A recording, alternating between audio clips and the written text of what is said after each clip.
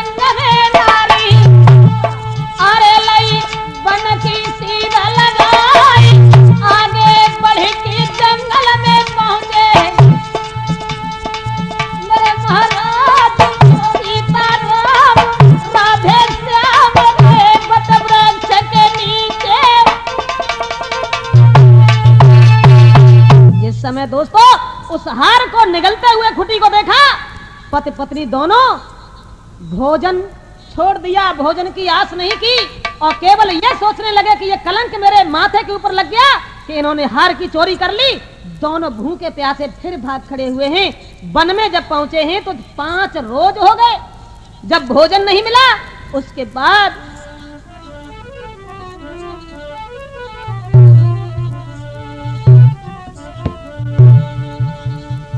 बढ़ते हुए आगे को कि चलत चलत दोनों गए एक ताल किनारे आए। कैसी थी होनी, क्या था विधि का विधान इन दोनों के पास में दोस्तों कि चलत चलत दोनों गए एक ताल किनारे आए। तो भूख लगी अति जोर के सो गैल चली न जा। पति पत्नी कष्ट उठा रहे हैं। महाराज नल के बदन के ऊपर केवल एक ही कपड़ा था, दमयंती के शरीर के ऊपर साड़ी थी और कुछ घर से लेके नहीं आते थे। दोनों परेशान होते जाते हुए आगे को बढ़ते चले जा रहे हैं और पुष्कर ने इधर यह कह दिया है कि किसी ने अगर भोजन दे दिया उन दोनों को तो उसे हम जान से मरवा देंगे।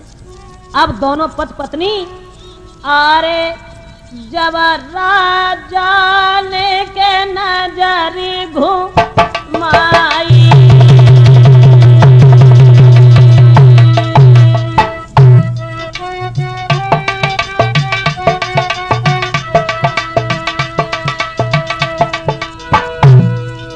जब राजा ने निगारे घुमाई।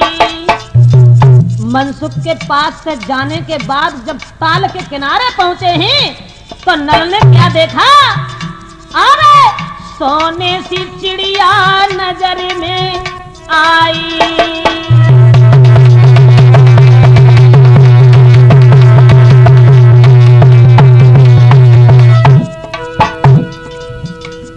ताल के किनारे उन्होंने देखा कि सोने जैसी चिड़िया, और वो सोने की चिड़िया नहीं थी। महाभारत में यह प्रमाण है कि द्वापुर जो फांसे बन के आया था वो ही द्वापुर चिड़िया बन करके राजा नल के सामने बैठ गया, जिसके सोने जैसे पंख थे। उनके दिमाग में एक बात आई, अगर ये चिड़िया हम पकड़ लेंगे तो इनके पंख बेचने के बाद भोजन का इंतजाम हो जाएगा। जो केवल एक वस्त्र पहने थे उस वस्त्र को ही उतार लिया उन्होंने। वस्त्र उतारी की तो है गिराई गिराई रे, हाय गिराई, लेकिन होनी सर पे छाई। दोस्तों जिस समय महाराज नल के हृदय में ये भावना बनी है कि अगर हम अपनी धोती उतार करके इन चिड़ियों के ऊपर डाल देंगे तो इनके पंख बेचने के बाद भोजन का इंतजाम हो जाएगा, लेकिन चिड़ियां उस धोती को लेकर के ही उड़ी गईं। अब महाराज नल जो थे वस्त्रहीन हो गए, बिल्कुल नगिन हो गए, कुछ नहीं रहा। क्या था कलयुग का उनके ऊपर ऐसा अहवाल, जो भोजन दूर रहा, वस्त्र भी नहीं रहे। अपनी पत्नी को साथ लेकर के एक सघन जंगल में पहुंचे हैं, तो ऐसे वन में पहुंचे हैं जहां बीहड़ के अलावा कुछ नहीं था, लेकिन एक धर्मशाला नजर में आई है। तो बिल्कुल वस्त्रहीन थे, नगिन थे महाराज नल। आरे हारे थके धर्मशाला में गिरे जमीन पे जाई।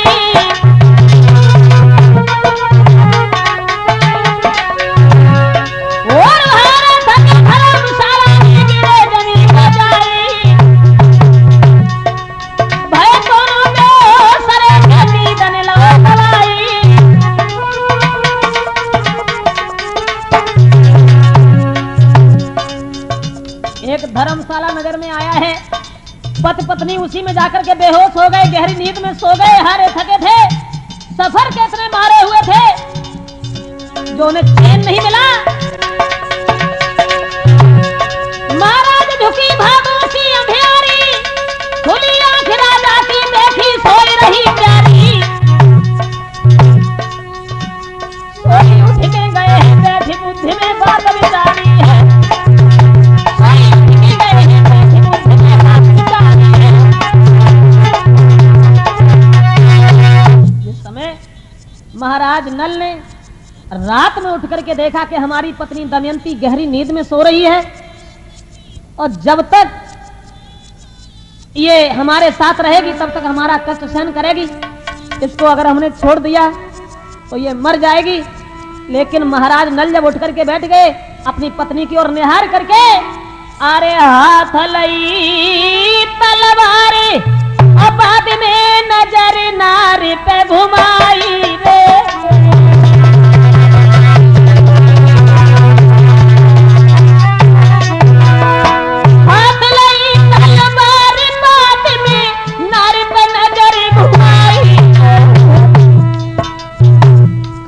मन की या भी आंसू गए थे गाल पे आई।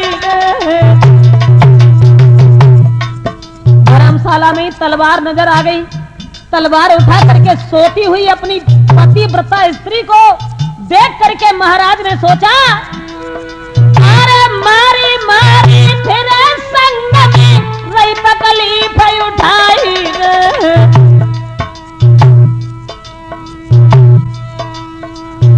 दई जो बन में छोड़े हम बिना देगी प्राण गवाई।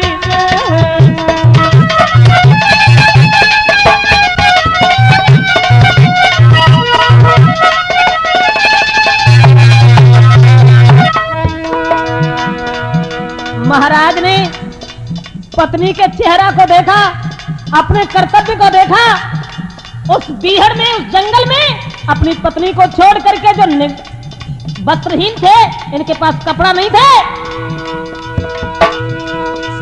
अरे सुई अपने पोंची भूपने तेगा लो उठाई।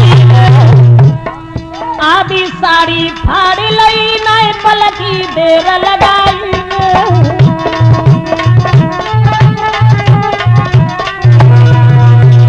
आधी साड़ी पत्नी की फाड़ करके सोते हुए दमयंती को छोड़ दिया।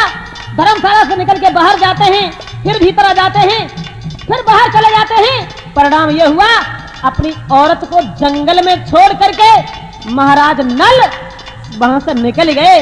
लेकिन क्षमा करना, इस राजपूत कैसेट को प्रेम से सुनने वाले भाइयों से केवल एक विनती है, माफ करें, ये न सोचें कि ब्रजेश कहानी बढ़ाते रहते हैं। ये महाभारत का आख्यान है, एक कैसेट में ये कहानी पूरी नहीं हुई।